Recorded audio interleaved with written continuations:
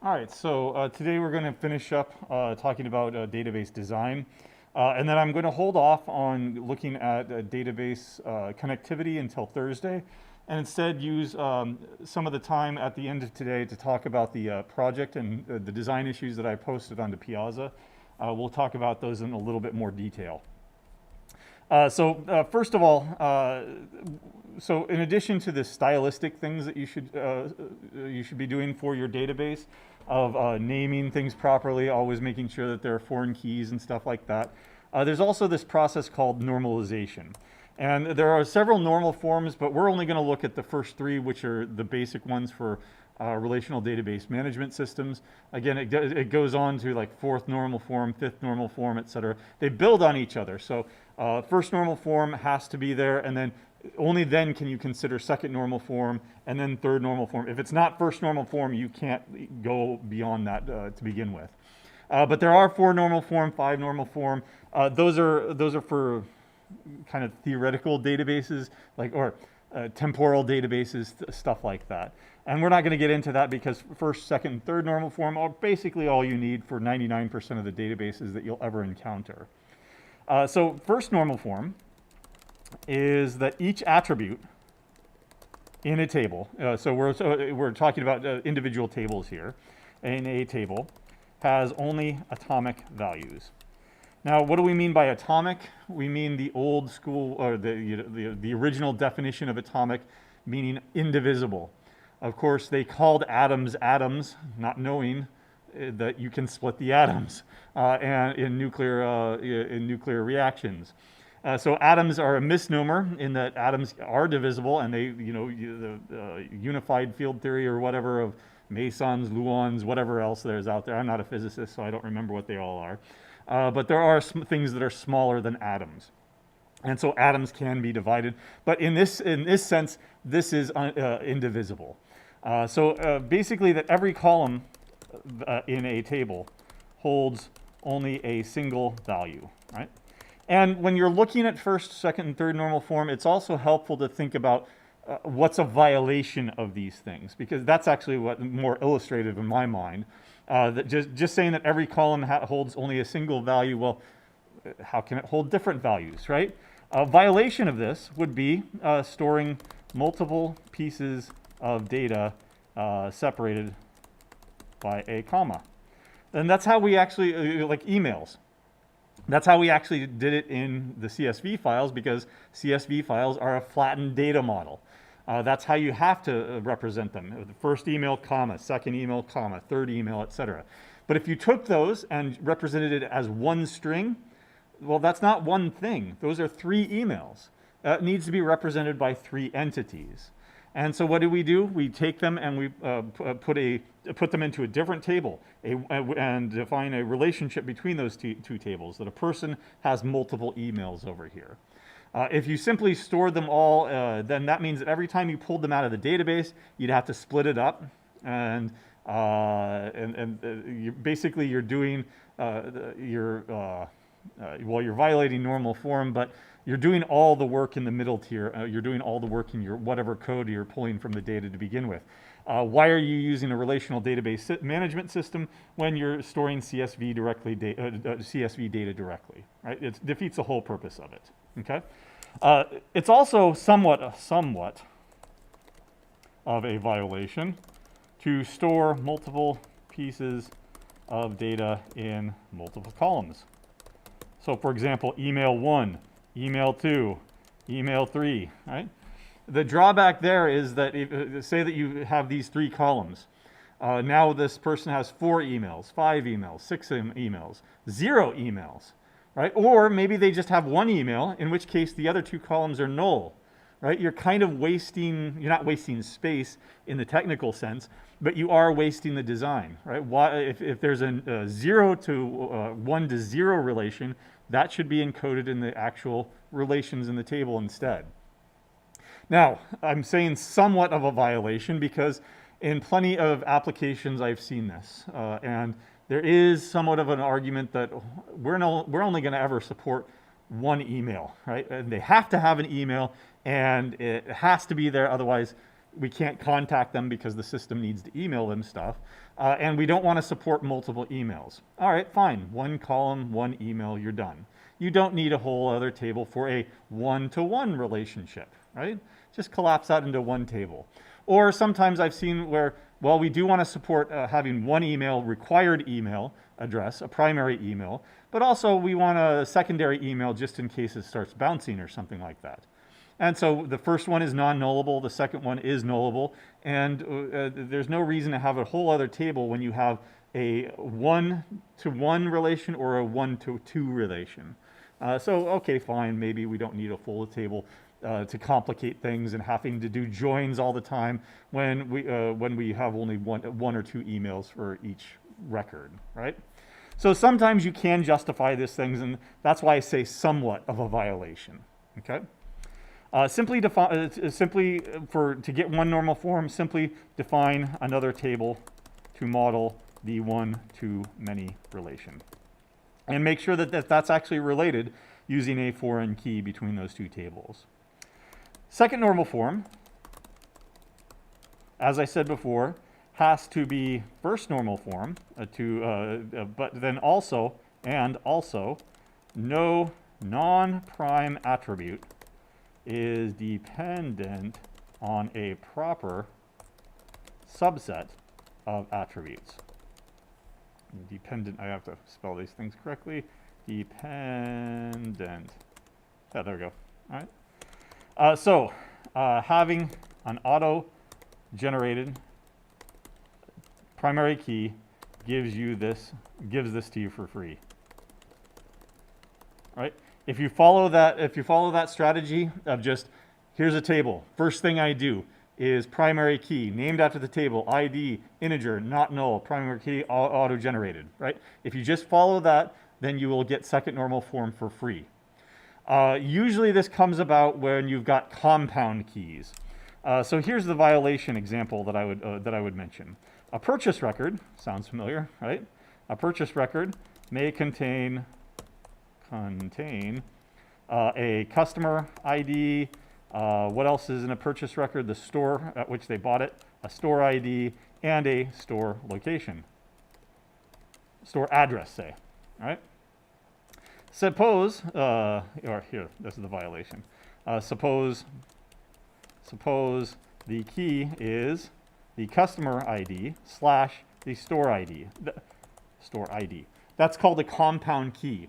Taking the combination of those two things together is used as the key. So one customer to one store, that customer can go to a different store, right, and buy something, right? And that combination is no longer is different because the store ID would be different. Likewise, one store has many different customers, hopefully, so that one store but one customer, that's one purchase record. Okay, those two things together form the key, but it's a violation because the store address only depends on the second part of the key, right? It doesn't depend on it's completely independent of the customer ID. The store can exist without ever having seen that customer, and the customer can exist having gone to different stores. So the store address ends up being dependent on only a subset, only one of those things in the compound key. Yeah? So how does this semantics work for like the projects, like that wouldn't necessarily be a violation in this sense, since this is different from how our instructions work? Well, yeah, I mean, the solution is to separate things out into their own tables, right? A sale will of course involve a customer at a particular store with a particular salesperson, but then it has a collection of items, right? So you probably need another table to bring those other things together. Right? In the sale key, like, could just be a sale ID? Yeah, yep. Again, having an auto-generated primary key gives you this for free because you don't have any compound keys anymore. Right? But there are situations in which you would want a compound key, but you don't want to violate second normal form. For example, let's go back up to our film database here. Remember that we have a film, right? And we've got, oh, we never did any oh, here, Samuel L. Jackson, right? We'll take Samuel L. Jackson, and we didn't put any records in there, but he starred in Quentin Tarantino's Hateful Eight, all right? Did he star in it twice? All right, would we consider that bad data? Probably, right? Now, in the morning, we pointed out that, well, there are some actors that play multiple roles in a film, and that's possible. But then I asked, do they get 2 paychecks? Probably not, right? So, for the purposes of this database, we'll suppose that an actor can only be in a film once, and a film can only have an actor once, right? But the way that we've designed this is that I could put in Samuel L. Jackson, right, starred in the same film multiple times. Samuel L. Jackson, Hateful Eight. Samuel L. Jackson, Hateful Eight. Samuel L. Jackson, Hateful Eight. If that's bad data and we want to prevent against it, then we do want a compound key. We want to make sure that the actor ID, film ID combination is always unique. So if Samuel L. Jackson is 1, 2, 3, 4 and Hateful Eight is 5, 6, 7, 8, then we want 1, 2, 3, 4, 5, 6, 7, 8 never duplicated, only once. And you can do that with, I had to look it up, I did it this morning, but I had to look it up to how to do it. So what I'll do is I'll put it in the notes here as well. You can form a compound key, the compound unique key, right, as follows. So we'll put in a constraint here. You can name the constraint. We did this before, I think, with some other example. What did we do with the constraint? Or maybe we didn't. We could put in a constraint here that the runtime has to be non-negative if we wanted to. And I'll show you how to do that here in a second if we didn't do it. Let's go ahead and put in unique record. I'll just call it, that's just the name of the constraint. You can name it whatever you want. In some database systems, it'll just auto-generate the constraint name, and it'll be like film actor constraint 1, film actor constraint 2. It doesn't get that fancy. But I'm going to go ahead and name this as a constraint. Now I'm going to have to remind myself how I did it. Constraint. Nope. There we go. Constraint, whatever the name is, and then a uniqueness on the combination. Unique. And then we want the combination of actor ID, film ID to be unique, right? So that this actor can appear in this film only once. You can't have 1, 2, 3, 4, 5, 6, 7, 8 repeated over and over again. And it doesn't matter what you name that constraint, name it whatever you want. I followed a lower camel casing convention here. And it forces that combination denoted with parentheses and a comma delimited list of things. What if I did it like this, though? What if I did actor ID, all those? Or, sorry, not actor ID, but the actor film ID. That's kind of a useless constraint now, right? Because those 3 things have to be unique, but the first one is always unique. So I've basically destroyed the original intention of my constraint there, right? Other constraints that you can put in, just to mention them, is let's go back up here to, let's say, the runtime. Let's see, the runtime. You cannot have a runtime of a negative value, say, right? And so if that's bad data, you can put in a constraint to prevent that. Constraint, what non-negative, you could technically have a runtime of 0. That doesn't sound right either. So positive runtime. Constraint, and then you put in a condition here for what constraint you want to put in. And it's called a check constraint. So it checks to see that the runtime, runtime like this, is greater than 0. Because we said 0 is not allowed, right? Yeah? Sorry, we were supposed, like, I think in the instructions for the project it said, like you're supposed to assume that your data is good. Would you recommend we add it? Well, the CSV data you can assume is good. You should have, but once you're at the database level, if you have an assumption on the data, you need to codify that assumption. Otherwise, there's nothing preventing bad data. There's nothing preventing a negative runtime from entering into our database if we don't have this kind of check constraint here. Oh, because you Yep, you can add it manually, or a badly designed interface would be allow somebody to enter in bad data. Right? Our database is our last line of defense against bad data. If you parse it wrong, right? Or if you have an inconsistent, well, there's no way to prevent this easily, but if you have an inconsistent date format, if you're not, one date you use hyphens and another date you use, slashes, yeah, whatever they are, right? Putting in constraints like this, any logical check that the database can make can be made into a check constraint. It checks data on updates, on inserts, etc. So if bad data can't get into your database, that means that you'll never be pulling any bad data out of your database. That doesn't have anything to do necessarily with normal form or normalization, but the way that you can do this is through one way that you can you can define compound keys. That's where we got off track there. All right, so solution is keep things separate. Right? And this goes back to object-oriented programming. Semantics dictate design. You just start asking yourself, what is a film, right? And okay, well, a film has actors, right? The pluralization there tells me that there's some sort of a different separate relationship between those two entities, and an actor is not a film and a film is not an actor. So they probably don't belong into different tables. An address is not a store and a store is not an address, but a store has an address. So there's some relationship between there, okay? Now you can't, and then you start asking yourself, what kind of relationship? Well, a store has an address, but does I can have multiple stores and they each have an address, but can I have two stores at the same address? No. So there's at least a one-to-many, maybe just a one-to-one relationship, right? And then you start deciding on, well, what do I want to model here?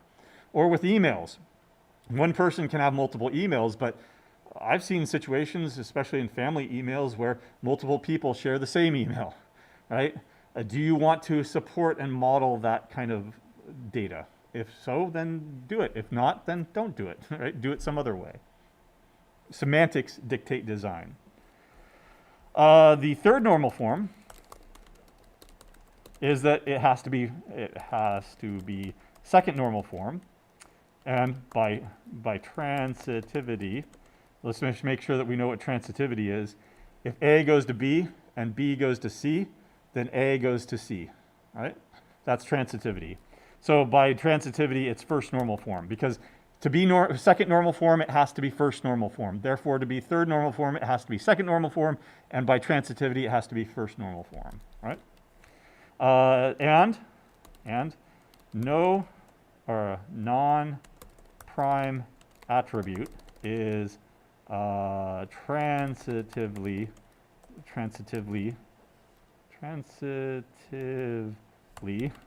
dependent. Still didn't get it right. On the key. All right. Transitively. Okay, there we go. Got it. And so again, it's easiest to understand these things on what would be considered a violation of this thing. So suppose you had a price per unit, right? And a number of units, unit columns. Right.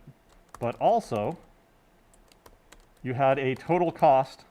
Well, the total cost is price per unit times number of units, right? Suppose this is stored in a column, in a third column. That third column is transitively dependent on the first two columns, because it's column A times column B gives you column C. That was storing that third column would end up being a violation of third normal form, right? So the solution is don't store it. Recompute it as needed. Why? So suppose we had a Nintendo Switch, $300, and we bought two of them, right? Because we didn't want to share, right? That's $600. If we stored that $600 And now, oh, okay, well, now I want 3 of them, and the price has changed. Now it's only $250. Is that $600 still correct? No, right? So we don't want to introduce failure points. In other words, opportunities for data anomalies like that. We don't compute that and store it. Instead, anytime you need the price, you just look up the price per unit times the total number of units, and there's your answer. Now there is a use case for, well, wait a second. 3 months ago it was $300. Today it might be $250, but 3 months ago when the sale actually occurred, it was $300. And we don't want to change the price just because the price has changed today. That sale is still the same sale 3 months ago. That's a little bit of a different issue because we've got a temporal issue going on here. That this record is 3 months old and this record is the new record, right? And in which case I would say, yes, you need to do something to model that idea, in which case a sale is a snapshot of that data at the time, right? And you would store that stuff in a sale or something, rather than storing it over here, the current price.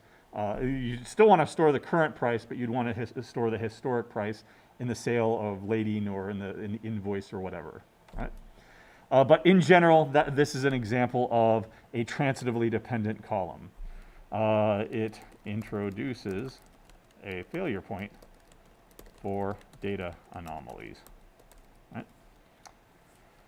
So there's anomalies. I never spell that right. There we go, I got it. All right. So there is a little bit of a mnemonic here going on that you can use to remember these things, or at least to remember that there are 3 normal forms. That every non-key attribute must provide a fact about the key, first normal form, the whole key, second normal form, and nothing but the key. So help you, Edgar Codd, the inventor of the relational database management systems at IBM in the 1970s. It comes from, I swear to tell the truth, the whole truth, and nothing but the truth, so help me God, right? I don't even know if they do that. That's just on TV shows. Has anybody been to court before and had to be deposed? I don't even think they go through that formality. They just say, you're under oath. They just do that for the movies, right? So that's normalization. And your databases do need to be normalized.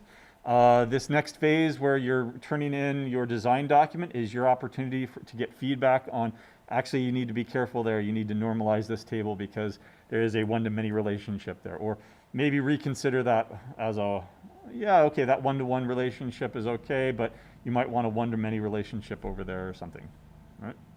Or I saw some preliminary ER diagrams and I noticed there's no support for sales here at all. How are you going to model this, right? And I gave that feedback. Yeah. There's a lot of other stuff. There is a lot more to learn about databases, right? This is not a database class. It's only one small part. Even in an academic database class, you'd look at the lower level stuff like B-tree data structures and stuff like that. From a practical perspective, to train to be a DBA would be a whole bunch of other things. For example, you'd have to know about triggers, views, stored procedures. And since you asked about it a while ago, variables, right, etc. You're dealing with these things every day if you're a DBA, a database administrator. Triggers are a trigger that you can set up so that if one event happens, then this stuff happens, right? In fact, there's a whole website, if this, then that, if you've ever heard of that, for non-programmers, that if somebody tweets at me with the keyword GME, right, then it retweets, or what do you do if it's an Instagram? You Instagram something, right? Then it copies that tweet to my Instagram and sends it out to all my users or something, right? You can set those kind of things, social media, if this, then that kind of things up. The triggers are similar, that say that you want to update, you have a last updated column. So that the trigger is that anytime this record in this table is updated, update that string in that column to be the current time, right? And then because of that trigger, that when was the last time that somebody somewhere touched this record. Right? Views are a way of creating a read-only snapshot of your database. So that, for example, typically there are several teams working on a project, and one team might be responsible for pulling and producing reports. That team would never have cause to update or insert records into your database. So don't give them that potential power. Instead, give them a view of your database and ask them exactly what they need. We need the username, we need their address, and we need their first email. But we don't need their financial records, right? Okay, I'm only going to give you what you ask for. I'll type up the view. In other words, it'll be like a select statement that only selects a subset of the columns. And then you can query that like you would a table, but you're only going to get certain data that I allow you to have. And you're only ever going to get it in a read-only fashion so that you can't screw up my data, right? That's what a view is. A stored procedure is basically just a function written in SQL that's stored on the database that you can execute through an SQL script, right? So if you've got a very, very complicated query that produces a bunch of temp tables or something like that, it takes this, it queries this data out, puts it into a temporary table so that you can query this data out and do some number crunching inside. Then, and it's a very complex query, hundreds of lines or something, put it into a stored procedure and you can call it like a function. Right? Nice and convenient. And of course, you can make variables, cursors, a whole bunch of other things. Right? You also have transactions, which is an all or nothing series of queries. Right? So we haven't really talked about transactions, but transactions provide atomicity and the acid principles. Atomicity, consistency, isolation, and durability. Those are the things that you want out of a database, the acid principles. And the way that you can get that is through a transaction. So suppose that you have query 1, 2, and 3, and you want to execute them all or none of them, right? What you can do is you can start a transaction, execute query 1, execute query 2, execute query 3. Query 3 fails because of some integrity violation. We put in a negative runtime or something, right? The entire thing gets rolled back like it never happened. First query, second query, it never happened because you put it into one atomic transaction. It was an all or nothing thing. Otherwise, when you get down, then all three of them were successful. You commit that transaction. And the committing of the transaction is an irreversible action. That's consistency, durability, isolation. That's the durability. That's the D of the acid principles, that once committed, a transaction remains committed. Right? That a catastrophic failure will not leave the database in an inconsistent state. Right? So those are transactions, and it's really, and it'll come up again when we look at JDBC, because by default, each query is a transaction. To set it up so that you group queries together into one transaction requires some additional syntax. That's just begin transaction, commit transaction, or rollback transaction, I think in MySQL. But you also have security issues. Never store sensitive or info or passwords unhashed or unencrypted in a database. Right? This remains the number one attack vector for most people, breaking into a database so that you can steal everybody's password. Now, everybody's password might be encrypted or hashed, at which point you do what we did with PHP, right? And you start your rainbow attacks. You find out what hash function it is. That's easily determined by just looking at what it looks like, how many bits are represented in the hash. And then you can start guessing, or not guessing, but now you can start crunching the 10,000 most common passwords or the entire English dictionary and start looking for encrypted hashed passwords. If the passwords were plain text, first of all, there's nothing to do, right? You've got their passwords. Otherwise, even if they're hashed, they're still susceptible to rainbow attacks. That's why you add salt, pepper, and use a proper password-based key derivation function, right? So that you're slowing down these attackers. But never store unencrypted or unhashed passwords in a database. In fact, I'd go so far nowadays to say that you shouldn't be doing authentication yourself anyway. Usually it's been, nowadays everything is done through single sign-on services. If you go to a website, you don't have to create an account anymore if it's set up correctly. You can sign in with your GitHub account, or you can sign in with your Gmail account. And that offloads the authentication, the changing of the passwords, the two-factor authentication to a third party. You're never giving your password to this website. Instead, you're being redirected over here, authenticated, and then sent back over here. And this authority is saying, yes, they say they are who they say they are. Right? Yeah. Even like, even if you create a like account with your email, most likely they're not using their own logic behind it. I hope so. I hope that they definitely be using some libraries to do so. It's a cardinal sin in what? They're like services that I think. Yeah, behind the scenes, you can at least setting up some sort of a like SAML services or something like that. UNL uses SAML services, but it's a cardinal sin to roll your own in encryption and security. You never want, first of all, you never want to implement your own cryptographic protocols because we're not cryptographers. It takes, superstar PhD level stuff to look at the mathematics and say that it's sound. But also, you don't want to introduce a bug. So you don't, even if you just take like AES or RSA or something like that, and you don't want to do your own implementation. One, because you don't want to reinvent the wheel anyway.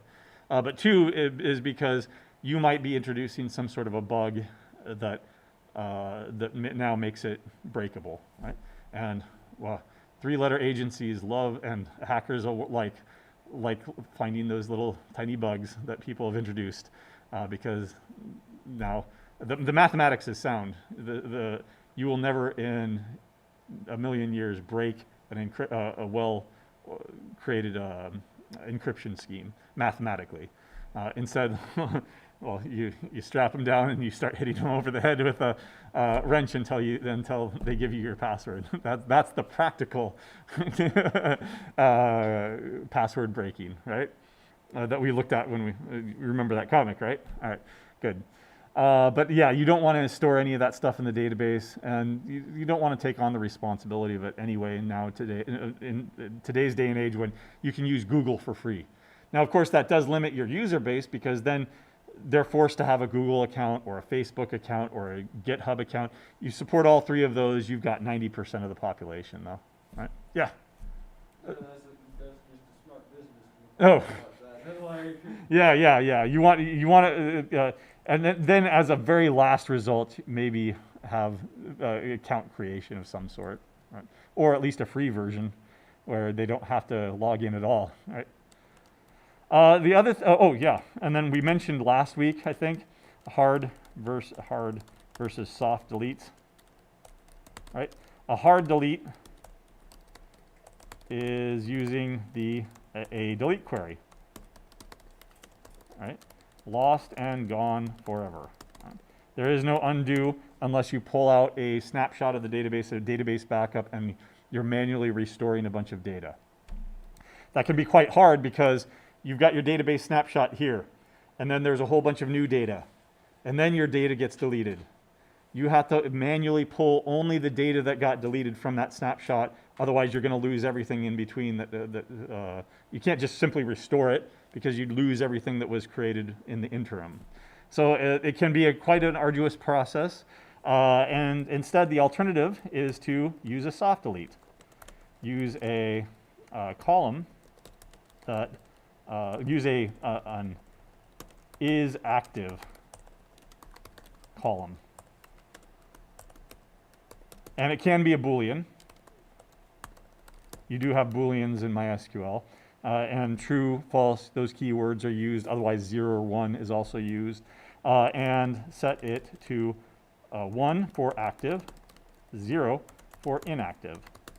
And now in your front-facing application, if you want to present data or pull data, you only pull active records. And when somebody deletes a record, you don't use a delete query, you use an update query. Update is active, set equal to false, right? And now it's inactive and it'll never show up on the front end at all. But the data is not gone. So that if somebody does end up screwing something up and deleting it, then you can always go back and reactivate it manually. Right? So you're the hero, right? And of course you can tell them, oh, it took me a week to do that. That's how everybody out of work. Exactly. That's why you have, if you're ever an independent contractor, you make sure that you get that you have, first of all, that you have a contract. If you can't be an independent contractor unless they're signing a contract, right? A contract is your legally binding if you pay me kind of agreement that then you can go to a lawyer and say, you take care of it. There's also, in fact, at the end of Computer Science 1, if you remember, there's a like suggested video, and there's a video down there that says it's a seminar not by tech people, but art. I think that it was an artistic company, a company that does a bunch of publishing and graphic art, and they brought on their lawyer to explain why you, as an independent contractor, or as if you start your own company, you need a lawyer. Right? It's not a it's not a suggestion. It's not a luxury. It's an absolute necessity. Yes, lawyers are expensive, but not having a lawyer is way more expensive if you're on that level. And having at least a lawyer to look at your standard contract, that's absolutely essential. It's only a few $100s. It pays for itself the first time somebody says, I'm not going to pay you, because then you hand it over to the lawyer and they take care of it. They'll take their cut, but they'll get you your money. Right? Yeah, go back to that. It's an excellent video. There is curse words in it, but that I won't repeat. But the title of the video is "F You Pay Me," all right? And it's from the Goodfellas movie, right? Exactly. Anyway, that's I think we started talking about that because always have a contract. Always make sure that you have a minimum billable hours. So even if it only takes you 10 minutes to reset all those flags, you're going to charge them a full hour, or you're going to charge them a full 5 hours or something like that, because they learn to not hit that delete button really damn quick when they're paying you $300 an hour, 5 hours minimum. The last thing that I'll mention is that there's a difference between the OOP model versus the relational model. Right? Both of them have data, right? But only one of them has behavior. Only OOP has behavior, that is methods, and inheritance. Right? The relational model does not. It does not have methods that you can call. There are stored procedures, but they're not stored in a table. That's a DBA thing. We do not generally want our business logic stuck at our database level. But also it doesn't have subclasses because there are no classes in a relational data model. So you need a way to reconcile these two models, right? How do you model subclasses, right? And there are several approaches. There are several design decisions that you could make. You could have a table per class strategy, right? That table per class strategy is where each class and subclass has a separate table. So you might be thinking to yourself, well, that makes sense, right? Because I've got like an item, I've got subscriptions, I've got, what else is there? Services, I've got new products, I've got used products, I've got gift cards, and maybe I've got like an intermediate class in there somewhere. I've got 7 classes, 7 tables. You can do that, and there's going to be a one-to-one relationship between all your stuff, very, very clean mapping, but 7 tables, right? Do you want to deal with 7 tables? Probably not. All right, so you could use a table per stub class, right? That is only only classes that do not have subclasses. That's a stub class. So here's your inheritance. Only the leaves down here of your tree get a class, right? So the item, the superclass that you might have up here, that doesn't get a table. But everything down here at the end does get a table. We've cut it down to 5 classes, right? Or so, right? New, used, gift card, subscription, services. So instead of 8 tables, now we've only got 5 tables, right? And then the people. Yeah, well, yeah, I'm only looking at that one inheritance, right? Subclasses, there we go. Or the one that we're going to suggest is a single table inheritance strategy, right? Use only a single table to represent all subclasses. Right? Now, how you end up doing this? Use a discriminator column to determine the type. So, for example, a subscription. The discriminator column could be a string, and you could store SB for a subscription. Right? This sounds familiar. For a service, you could store SV as your string. Right? Sound familiar? That's how we do it in the CSV file, right? So you can use a discriminator column to determine the type, right? You can have multiple columns, multiple unused columns, depending on the type. So for example, the begin date, end date, any record that is a service would not use those 2 columns. Those would be nullable, right? And you can allow them to be null. And for any records that's not a subscription, they would be null. But for a product then that has a quantity, right, or an amount or something like that, then you would put that into another column, and then all the other columns would be null, right? And granted, you have a whole bunch of unused columns, but the benefit is that you only have one table to deal with, right? None of these are right, none of these are wrong. This is only our suggestion because it follows the KISS principle. Keep it simple, right? And that's going to be the most simple way of doing something like this. Yeah? Is there any benefit to having a table for subclass? Like, is it faster, or is it helpful if you want to like treat those things as a little bit more separate entities? Yeah, I mean, I'd say that the only advantages are with complex modeling, maybe. Certainly not performance, because joining together, if you've got like an inheritance hierarchy that's 4 tables deep, now you've got 4 joins, and that's certainly going to be way less performant than if you only have to join to 1 table to get your data, as far as the database is concerned. So I don't think that performance, I mean, if performance is an issue, probably a single table inheritance strategy would be the go-to on that. But if you want a nice, clean, one-to-one relationship between your tables and your Java classes, you might want a table per column or a table per class strategy. The advantage there would be if you're using an ORM. We've talked about that before, like JPA, which is an object relational mapping.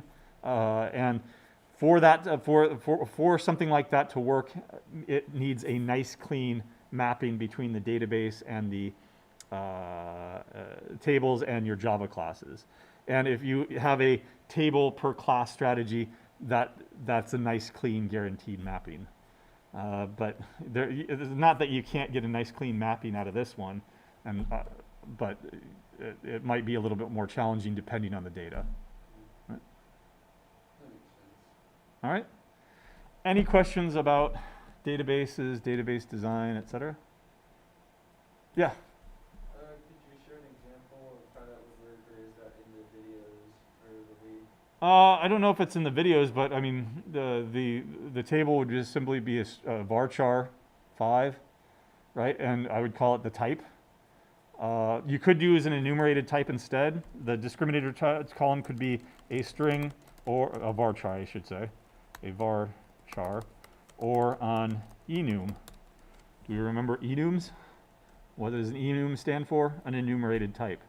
In which case you could say that, well, I've got 5 types that I want to support. Gift cards, subscriptions, whatever, right? Would that be a separate No, not necessarily. Enumerated type is a column type with only 5 possible values, say, or 3 possible values or whatever. You would define that directly in the table. If you wanted to support, like futurize it and say, in the future, we might have yet another type, then I could put that into another table, and I've got this type table over here with subscriptions, services, et cetera, and then you could add something else over here, and then there's a direct relationship from the type to this other table over here. I wouldn't go that far though. I mean, if you just represent it as a string over here, you futurize it already because somebody can put in whatever strings that they want for a future version. Right? Okay. And then, of course, if you've got bad data in there, you would throw an exception in your Java. Like, it's not a subscription, it's not a service, it's not a ... I'll throw an exception because I don't know what the hell this is. It's the string that somebody put in there is foo for some reason, and I don't know what a foo is. All right? So there are examples for like, at least all the stuff you suggest we do in the videos. I didn't finish watching those, sorry. I'm not sure if I go into discriminator columns. I mean, we can look at, like, for example, actors. Yeah, that'd be nice. That'd be like one. Here, I mean, this is what I'm envisioning. Here we go. So, in the actor table, you could add, oh, it went off. Where are we? There we go. A type of actor, right? Which is a varchar, I don't know, 10, not null, right? Default, what types of actors are there? Method actor. Think about, let's just take a two table approach. A silent film actor and then a talkie, right? So it could be a talkie actor. Say what? Voice actor. Okay, a voice actor, okay, there. Voice actor or a theater actor, right? Or whatever. And what you would do is you would put in, I'll just leave it like this, type of actor, varchar 10, not null. And then whatever string you put in there is a representative of that actor. So it could be a voice actor, stage actor, film actor. Well, these are all film actors. But then when you pull this data out, you look at that string and you instantiate new film actor, new stage actor, new whatever, new talkie actor or whatever, right? Voice actor, I guess you said. Right? And that I mean, it's as simple as that. There's your discriminator column right there. And it would be, and it would, like, we would say, like, insert into actor, like, you would do, like, would it be referred to still as actor, or would it be referred to as, like, whatever type you mentioned? Either or. I mean, if you want to use the discriminator column and then actually have the class name in there, that's fine too, right? You could have things. You could have values like, oops, that's not what I wanted. You could have like, for example, voice actor, or an alternative would be VA, right? Sorry. Right there. Whatever you're storing here as the string value, you have to marshal that in your Java code anyway, and say if it's a voice actor or VA or whatever, then you instantiate a voice actor. Right? Okay. And you would put the word, like, discriminant in front of that? No, I mean that's just what it's called. It's just type of actor, or you could put in just type, right? Okay, and to, like, specify, like, to make sure that it's that kind of actor, like, there would be, like, various, like, constraints set on it. Oh, you could put in constraints too, or you could put in an enumerated type. There are lots of solutions there. You could put in a constraint that it's, what would that look like? Constraint, I don't know what to name this, but valid values only.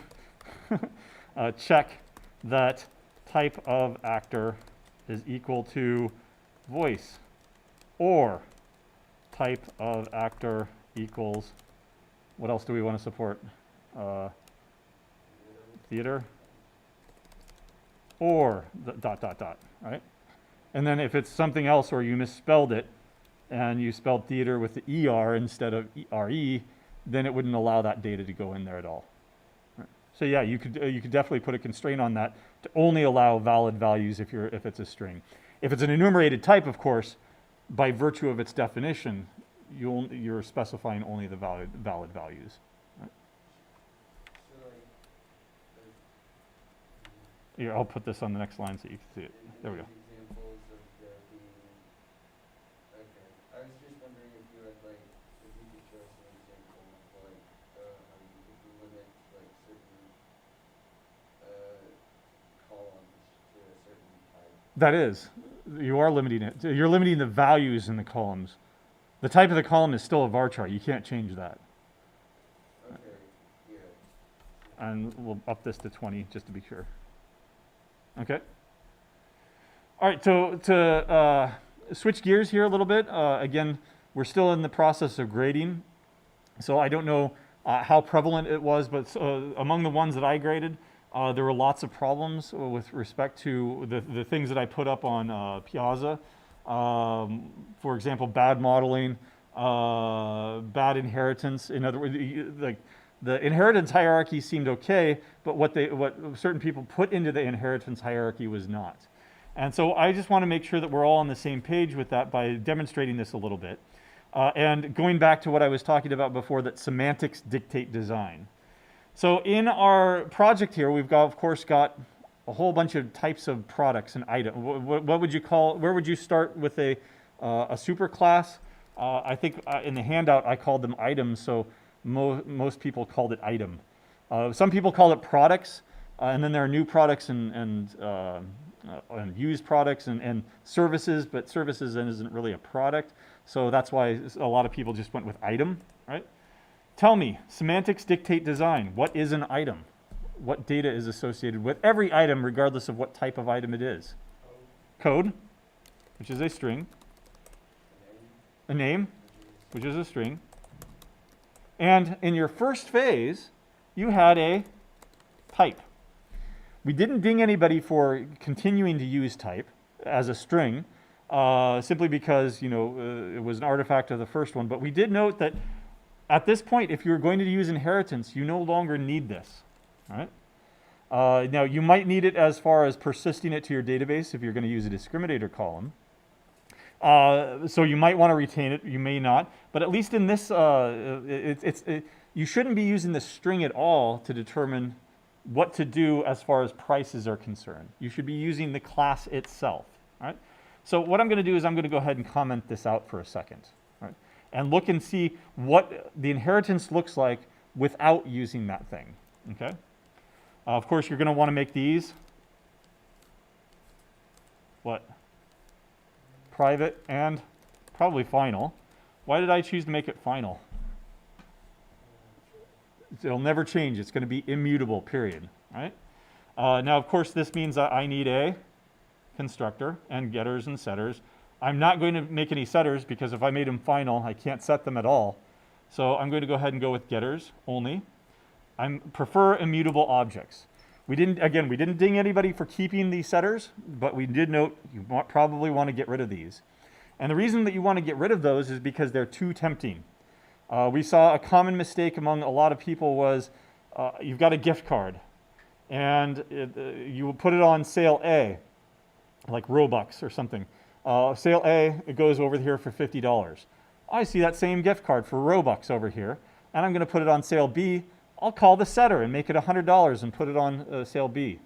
What happened to that first sale? It's now been changed. If you made it immutable and forced yourself to make a copy for each sale, then then you didn't fall into that trap. Right? So what I'm going to do is I'm going to make a constructor here using all the fields. And there, now we can create, it should go up here, sorry. You should organize your code. It only inserted it there because that's where my cursor was at the time. Right? There we go. Now we can actually create items. Let me go ahead and create an item over here.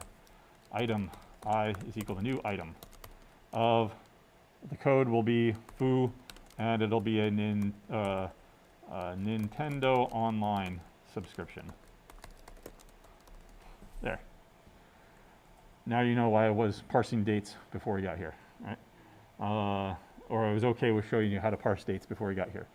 All right, well, I'm not going to do all of them, but let's do a subscription, all right?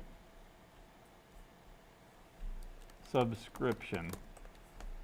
Well, a subscription is an item, right? So extends item. Now it's going to start immediately complaining about this because it needs a constructor. So I'll go ahead and create a constructor here. Okay. Subscription. There we go. All right. And all it's doing is calling the super constructor here to set the code and the name. But now, a subclass provides specialization. What's special about a subscription that we need to put into this class now? What's different from a subscription than, say, a product?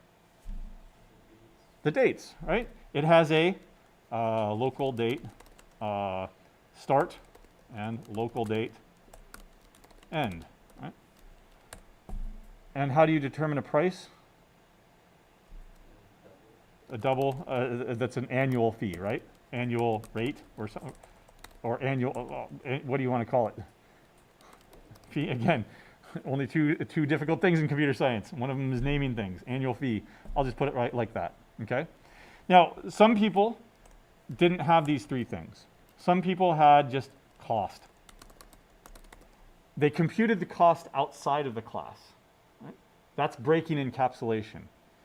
If you've got logic that pertains to the data of a subscription, where does that data belong? Where does that behavior belong? It belongs in the subscription class, right? Some people, and it was an acceptable variation. Some people put in a base price up here, private, final, double base price.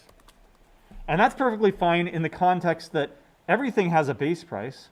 Products have a base price, but if it's a used product, then it's discounted by 20%, fine. Services have an hourly rate, which can be considered a base price. A different interpretation in the subclasses, but it being stored in the superclass up here, right? Subscription, of course, would be the annual fee.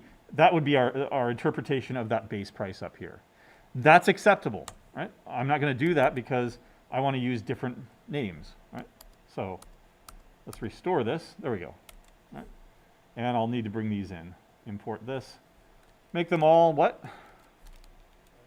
Private, final. Right? And of course, then that means that they have to be set. So I will go back up here.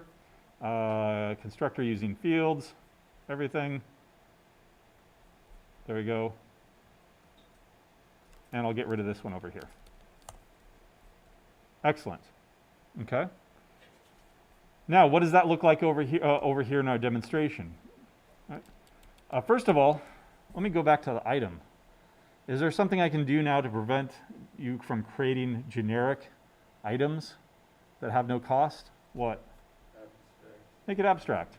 Public abstract item. That prevents me from instantiating it like this anymore. Okay? Let's go ahead and create a actually, I'll create an item, S for subscription. New subscription. Why does this work? This is subclass polymorphism, right? Treating a subclass as its superclass so that you don't have to have a list of subscriptions, a list of services, a list of whatever. You can have a list of all of your items, right? Which would be a sale, right? And now your sale class would own a list of items so that you can total them up. You can total up the taxes, etc. Right? New subscription, again, foo, Nintendo online subscription. How much does Nintendo cost? I think it's $99.99 a year. And we'll put in these local dates here that I've already prepared. We'll buy a 16-day subscription of Nintendo Online, A to B. Oh man, I was so mad when I found out that you have to have an online subscription to play online multiplayer games on the Switch. Oh, that irked me to no end. Say what? It's like $20 a year. Oh, it's okay. That's now I remember. It's not. It still made me mad. You bricked my Splatoon 2. It's like Okay, that's Still, better than what it could have been. family subscription is more. Family subscription is what? Oh, anyway, I don't remember. there's 20 bucks. I just do it for a year and I just try to forget about it. System.out.println, how much am I spending for the next 16 days? 16-day cost. Yeah, I might do that. S dot, I see no way of computing the cost here. Let's go over here to subscription. What is the cost? The cost is the number of days divided by 365 times the annual fee. That seems like a whole bunch of logic that belongs where? Does it belong over here in the demo class? Right. A lot of people unfortunately did something like this. If s dot get type is equal to, or dot equals, and this is not going to compile because I've not written this code, but if it's a type of subscription, SB for subscription, or subscription, right? Then apply some logic here. Else if, if it's a service, then apply the logic there. Else if, and they had these massive else if statements all over the place. One for taxes, one for types, one for totals, one for subtotals, one for discounts, et cetera, right? Anytime you find yourself doing a chunk of if else, that's not object oriented, right? That's plain old procedural, right? You have a bunch of cases because you don't have classes in, say, C. Don't do that. That behavior that acts on the data belongs in the class in which the data is contained, right? Right after this morning's, it reminded me of the Malcolm in the Middle. Anybody watch Malcolm in the Middle?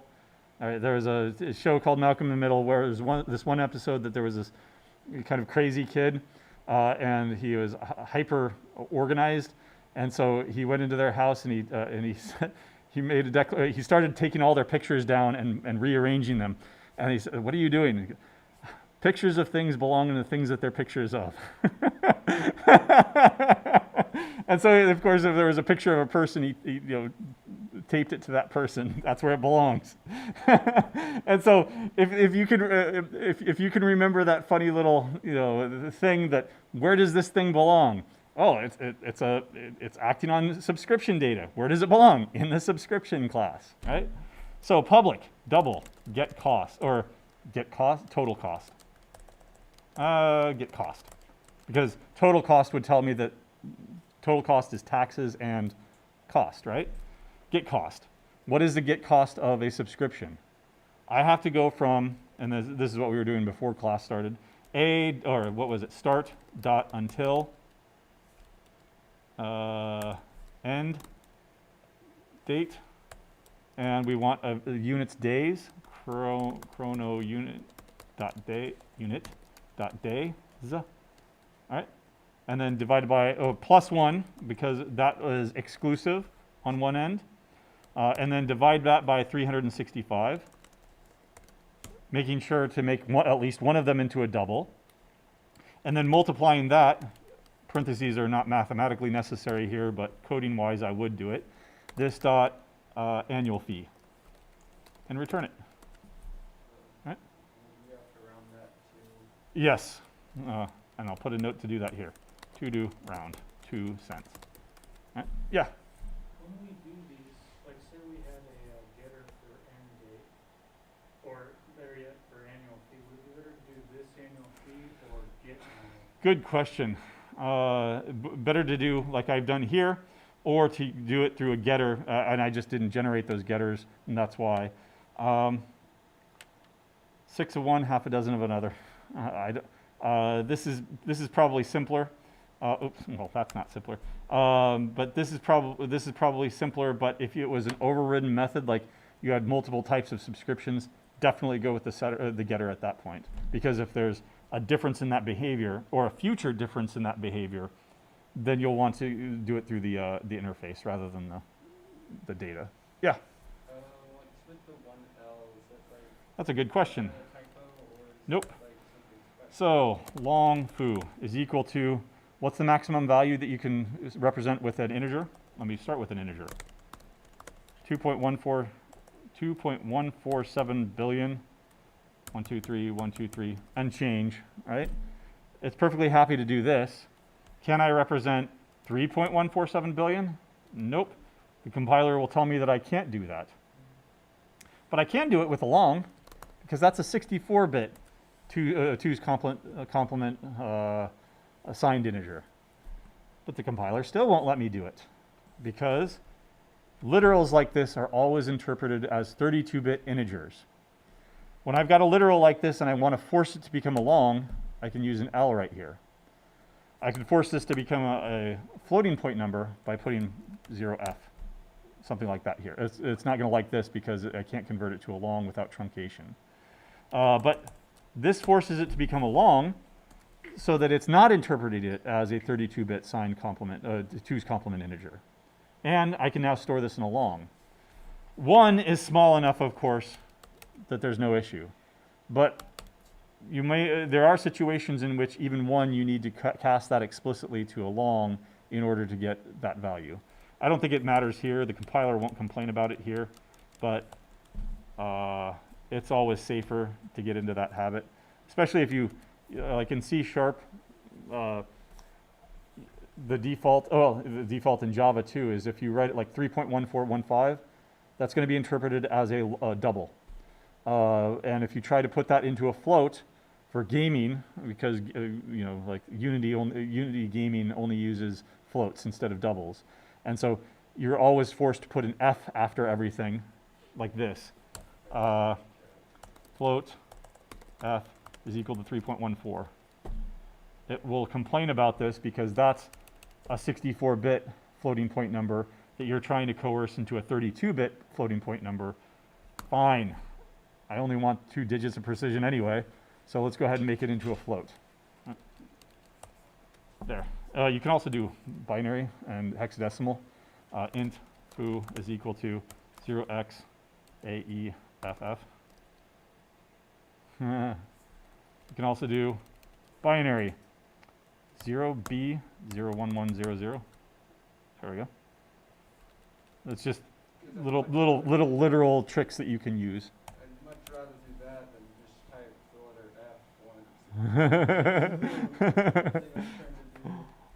It only comes into play if you have literals that are better represented as hexadecimal numbers, like binary data or something like that. Pi be one of those values? No, pi, you want, it's base 10, it has meaning. We all know what 3.14159 is. You would want to keep that, right? Yep. All right. Did this solve my problem? Can I go with s.getCost? It has no idea what I'm talking about. Why? I have only defined it in the subclass. I need to bring that, I need common behavior, common data belongs up here. Everything has a cost, right? So, should I bring this functionality up to the item class? It doesn't know what start dates are. Right? Not everything has a start date. So here's one option. There is no cost by default. That's an option, and then over here in the subscription class, we override that. Override. Right? We're overriding that to provide more specific behavior. Is this the best solution up here, though? 0. No. What could I do different? And we would not have taken off points for something like this. But what's an even better solution? Yeah, if you have no idea what the default behavior should be, then don't provide one, right? And make it abstract. Yeah? Is it necessary to tag it with the override? You do not need this. This is called an annotation, and you don't need that. If you generated this code automatically with Eclipse, it would put that there. It's nice sometimes to get into that habit, because if you have another function, public double foo, and now this is certainly not in the superclass, return 3.14. This is certainly not in the superclass, but if I say that it is, nope, you can't override that. That's not a function that I know about in the superclass. So it does provide a sanity check if you do it, but it's not necessary. Right? Yeah? How does documentation work good question. crazy, 'cause I have the documentation. No, you can never go crazy with too much documentation. I would document it here, because what does cost mean? Is that net cost? Is it gross? Is it before taxes? Is it after taxes? Is it with discounts? Is it with not without discounts? Right? That's where you put this documentation here. The intention of this is to give you the cost before taxes. Returns the cost of this item before taxes and no discounts. Right? That tells you exactly what the intention is, so that when you come over here to the subscription, then you put in a Java doc here, right? That computes the number of days times blah, blah, blah, blah, blah, right? Dot, dot, dot. And I think the override goes between them. So it does look like this. Any annotations go between the Java docs and the, I think you can technically do this, but, and it's the same effect. Come on. Oh, maybe not. No, it's the same effect, but I'm not sure what the standard practice on that is. But yeah, question? Okay. I think that this is it, though. So you should add in the documentation both the abstract version. Yes, because it tells you what the intention of this is. For example, I saw a lot of people that used public abstract double get tax, right? But they used it for tax rate, right? I would argue that you probably need both, right? Because tax rate is different from one product to the next, and the number of the amount of taxes is the cost times taxes, right? So get taxes or taxes, right?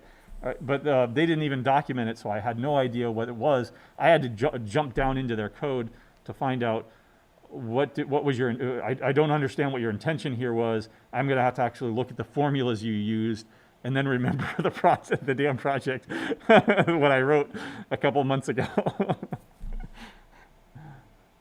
But all of these should probably have some sort of documentation. Yeah, tax total or something like that. Total tells me that you're summing up a bunch of products, though. And that's the next thing I wanted to show you. Let's see. What is a sale? All right. So again, semantics dictate design. What is a sale? A sale ID is identified how? The code. Okay. What else? Salesperson. Salesperson. Does that look right? A person is not a code. Right? This is far less common. A person is an object. Right? Now you might have an inheritance hierarchy.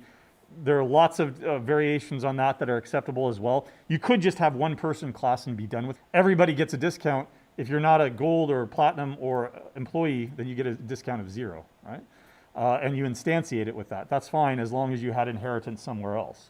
Or you could have the most complicated one: person, and even make that abstract or something. Employee, manager under that. Over here you would have customer. And then over here you would have gold customer and platinum customer, right? And that would be 1, 2, 3, 4, 5, 6 classes, right? Or you could have one class. There are several variations of that in between, right? I would say that you probably should want inheritance over here just to make it, for persons that is, just to make it so that everybody has different discounts and everybody has, I guess that's it, isn't it? Okay. So person or employee or whatever you're doing. What else? You have the customer, right? Which is also a person or a customer class, right? But also the most common error that we saw was that there was no way of tracking like the actual items in the sale. List of items. How can you hope to total everything if you don't have something like this? The solution that you end up with if you don't have a list of items is that you're computing it outside the class. And that breaks encapsulation. You compute all the totals, all the taxes, whatever else over here, and then you give that to the class. Or even worse, you never even give it to the class, and you end up and you end up just doing everything out over here in one God method. right? Now it's 1,000 lines of code to do everything over here, right? The ideal report would have been like 6 lines of code. The detailed report, if you put that into a toString method in the sail class here, producing that detailed report, that's all handled in the sail class here, and it's just a simple for loop system.out.println each sail for the detailed report. For the something like let's make an employee class. Right? This is a salesperson or a manager or whatever, because managers can make sales, right? Then they should also have a list of not items that they sell, but sales, right? If you don't have this, then the bonus items were nearly impossible, right? Because if I've got an employee, the detailed report was nearly impossible, right? Because if you've got an employee and you want to know what's the total of all sales they've made, right? You're going to have to, again, compute that outside the class. Whereas if you have a list here, you iterate over that list and add them all up, and that's it, right? Yeah. So I did the list with sales items, but it didn't do the list of sales and employees because I was afraid that the two classes are going to refer to each other. That's bidirectional composition. That's fine as long as you don't get stuck in an infinite loop. I don't know if it was I think I had graded yours. It hasn't been released yet though, but I don't know if it was yours, but somebody did have an explicit, they had a get type method, and what it did is called this.getType. And thankfully they never used it, because if they did, what is that? You're calling this.getType, which calls itself, which calls itself, which calls itself, an infinite recursion. Again, I don't know if that was you or if it was just something I noticed, like, whoa. Well, it ran. They must not have ever used this, thank God. And then I noted it, get rid of this, because if you use it, it's an infinite recursion. Actually, since you mentioned it, I think that the pattern that you were following is generally referred to as a lazy loading. We're past time here, but I'm happy to talk about it. You do what's called so the pattern that you were following was you maintained a total in a variable, but you also maintained the list. And then anytime that you added something, you updated that total as well, so that you didn't have to recompute it every single time. And that's okay. But generally you only, there was such simple computations that you're not really saving anything on it. Generally you follow that pattern if whatever you're doing is expensive, and then you cache the result. And then you really only do it for immutable objects because you only want to do it once. Right? The assumption is that whatever you're storing and off is expensive to compute, so you cache it, but you only do it when the first time somebody asks for it. So if you've got a bunch of sales and nobody ever asks for the total, then why bother computing it at all, right? It's called lazy loading or lazy instantiation or lazy initialization, right? You only do it when somebody finally, okay, what's the total? Okay, it's null, so I have to actually compute it, but I will cache the result, give you back the result. Anytime you ask for it from then on, I'll just give you the cached result. But that's only assuming that it's really expensive, so it's not really buying anything. But that is a pattern that you can follow. Right. Other questions? Yeah. I was having a problem. I don't think I did my sales report for people or for salespersons or stores as smartly as I could have. I had to make like a list in my class that would like make sure it was sort of like when we were getting the means and the modes in lab 5, I think it was. Uh-huh. Like how we did that by making with like some sort of hash set to make sure that like it never like there were no 2 instances of the same. Yeah, I don't think. I don't think that was done very optimally, but at the same time, I don't know how I could have made an array list of unique persons back when I was parsing. Well, a set. A set is what you want then, if you want unique people. But your criteria for uniqueness then becomes, how is a person identified? By their code? If that's the case, then you need to override the equals in the hash code method, and we really haven't talked about that. I don't think that it's necessary anyway. All the data from the CSV files is guaranteed to be good. You will not have a repeated person. You might have John Smith, but they're going to have different codes, ABC, XYZ. Okay.